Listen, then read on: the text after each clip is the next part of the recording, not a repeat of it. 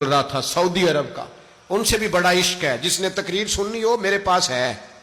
ہمیں لوگ مشورے دیتے ہیں کہ جو یزید کو اچھا کہے اور حسین کو باغی کہے اس کو ہم امام مان لیں، اس بے شرم بے حیا کو جو نبی پاک کے گھرانے کے بارے میں بکے اسے امام۔ سعودی عرب میں مسجد نبی میں درس دینے والا جس نے تقریر سننی ہو میرے پاس ہے، وہ کہتا ہے یزید تو بڑا اچھا آدمی تھا، اس نے تو بڑی خدمت کی، تو میں نے اسے کہا رشتہ داری کر لیا یزید کے ساتھ، قریب ہو جا۔ شرم نہیں آتی؟ آج بھی نبی پاک کا دل دکھاتے ہو، حیا نہیں آتی، خیال نہیں آتا؟ اور لوگ گھر میں بیٹھ کے باتیں کرتے ہیں، کہتے ہیں جی جو بیت اللہ میں ہو وہ بھی برا ہو سکتا ہے۔ بیت اللہ میں تو 360 بت بھی تھے، وہ اچھے تھے۔ مدینے میں تو 360 منافق بھی رہے، پوری سورہ منافقون نازل ہوئی، وہ اچھے تھے۔ عجیب تماشا بنا دیا لوگوں نے مذہب کا۔ کہتا ہے یزید نے تو بڑی خدمت، تو عبید اللہ ابن زیاد نے قتل کیا۔ بے شرمو، اگر عبید اللہ ابن زیاد نے بھی قتل کیا تھا تو حکومت کس کی تھی؟ تو پھر یزید نے عبید اللہ ابن زیاد کو سزا کیوں نہیں دی، بلکہ ایک جگہ 2 گورنریاں دی اس کو؟ یہ حال کیا۔ بلکہ سنو کہ یزید چھڑیاں مار رہا تھا، چھڑیاں امام حسین کے لبوں پہ۔ تو نعمان بن بشیر صحابی تھے، بول پڑے، کہنے لگے یزید بدبخت، ہاتھ پیچھے اٹھا، مجھے اللہ کی عزت کی قسم میں نے سینکڑوں بار نبی پاک کو ان ہونٹوں کو چومتے دیکھا ہے۔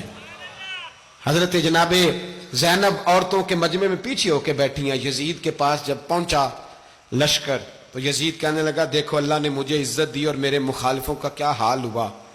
تو بی بی زینب بول پڑی، اتنے صدمے سہے پر آواز توانا ہے، جاندار ہے، جاندار۔ ہمارا کسی بندے سے جائیداد کا رٹا نہیں، ہم تو چاہتے ہیں امت اکٹھی ہو جائے، لیکن جو بندہ نبی پاک کی ماں کو دوزخی کہے، حضور کے باپ کو جہنمی کہے، یزید کو امیر المومنین کہے، اس کے ساتھ اتفاق رائے کر لیا جائے، یہ مذہب ہماری سمجھ میں نہیں آتا، بالکل نہیں آتا، قطعاً نہیں ہماری سمجھ میں آتا۔ کیسے اتحاد کر لیا جائے؟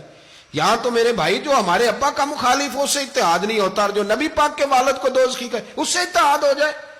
کہتے ہیں جی وہ جی اتنی فرقہ واریت ہو گئی، ہم کس مسجد میں جائیں؟ 60 پارٹیاں پاکستان میں رجسٹرڈ ہیں جو الیکشن لڑتی ہیں، کبھی کسی بندے کو ٹینشن نہیں ہوئی کہ کس کے پاس جائیں کس کے پاس نہ جائیں، کبھی نہیں کوئی بولا کہ اب وہ بھی کھڑا ہو گیا، وہ بھی، کوئی ٹینشن نہیں۔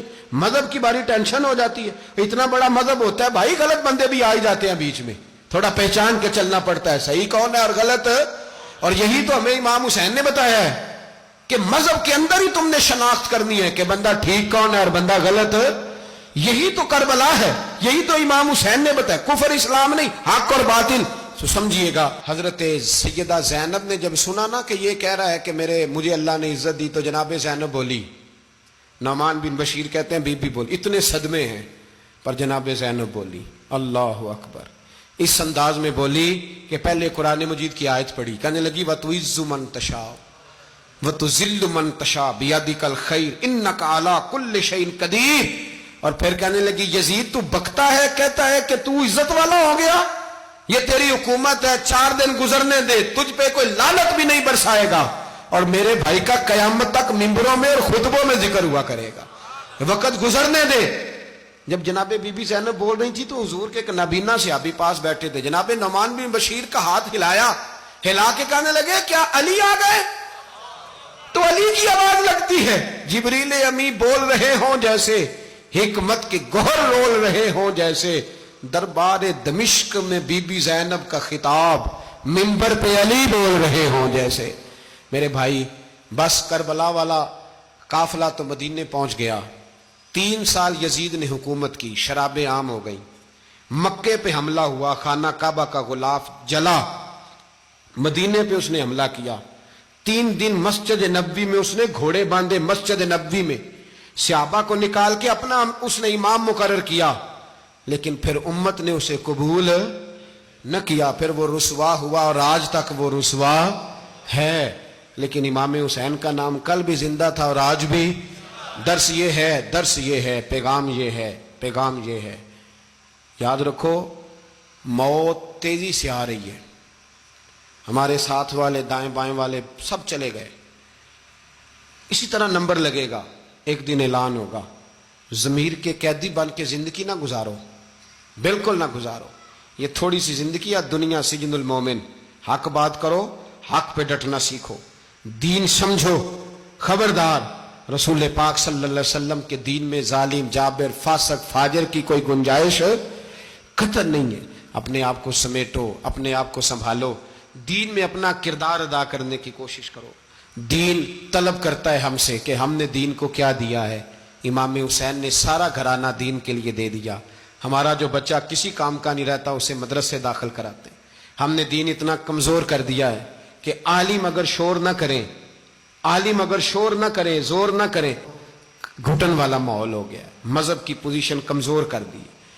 اب جہاں تک اس بات کا تعلق ہے جی فرقے ہو گئے، تو میرے بھائی یہ کوئی اتنی خطرناک بات ہے، یہ کوئی اتنا مشکل معاملہ نہیں ہے۔ یہ تو امام حسین نے بتا دیا تھا کہ یزید کے طور پر ایک غلط فرقہ کھڑا ہو گیا ہے، لہذا اس کا مقابلہ کرنا ہے، اس میں کوئی بری بات ہے؟ لیکن ایک سبق ہے بزرگوں کا کہ اگر سچی بات بھی نہیں کرنی تو پھر اس منبر کا حق ادا نہیں ہوتا۔ جو سچ بولے وہ حسینی ہے، جو ظالم کے سامنے کھڑا ہو جائے وہ حسینی ہے۔ جو مصلحت کوش ہو، جو کہے ٹائم نہیں، گراؤنڈ ریالٹی نہیں، حالات نہیں، طبیعت نہیں، موقع نہیں، تو وہ ابھی امام حسین کے پیغام کو نہیں سمجھا۔ میں بہت سارے بزرگوں کا نام اس لیے نہیں لیتا کہ لوگ ایسے نہ کہیں کہ کسی کا نام کیش کرایا جا رہا ہے، لیکن میں نے سارے مناقب پڑھے ہیں۔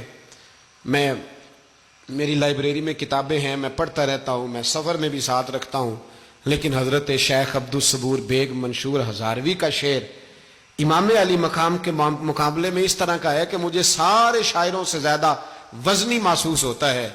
انہوں نے کہا تھا اس شاہ مشرقین کی، اس نور عین کی، مطلوب ہے جہاں کو قیادت حسین کی۔ دیکھیے ذرا حسن، اور ہر سو یزیدیوں کا زمانے میں زور ہے، ایک دو جگہ پہ نہیں، ہر سو یزیدیوں کا زمانے میں زور ہے۔ منشور آج پھر ہے ضرورت حسین کی، آج پھر ہے ضرورت ہے، آج لوگ حسینی بنے، امام حسین کے نقش قدم پر۔ وہ کہتے ہیں زور ہو گیا یزیدیوں کا، یہ ہمارے بزرگ ہمیں بتا گئے۔ مسجد کی طرف توجہ کرو، اپنے بچوں کی نگہبانی کرو۔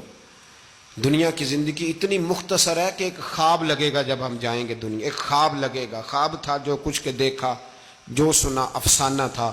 اہل بیت نبوت کا اسوہ عبادت ہے، ریاضت ہے، پردہ ہے، پرہیزگاری ہے، اس پر توجہ کریں۔ جن کی بچیاں سر نہیں ڈھانپتی وہ 10 محرم کو بے شک دیگ نہ پکایا کریں۔ جو لوگ قرآن شریف پڑھنے کے عادی نہیں وہ بے شک امام علی مقام کا ذکر نہ کریں، اس لیے کہ امام حسین نے سر سجدے میں کٹایا ہے اور تلاوت نیزے کی نوک پہ بھی جاری رکھی ہے۔ دین کے ساتھ اپنے آپ کو جوڑو، دیندار بنو، رسول اللہ کی غلامی اختیار کرو، ورنہ یہ زندگی کچھ ایسا وقت بھی لاتی ہے کہ جب زندگی بوجھ بن جاتی ہے۔